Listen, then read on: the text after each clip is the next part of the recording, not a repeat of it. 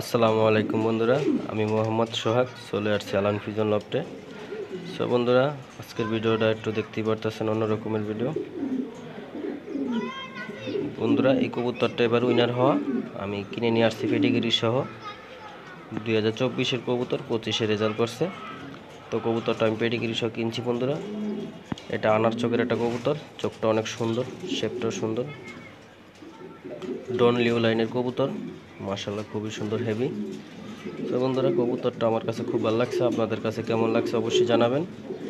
আলান ভিজন লফটের এই কবুতরটা নতুন আসছে, সবাই দোয়া করবেন এই কবুতরটার জন্য।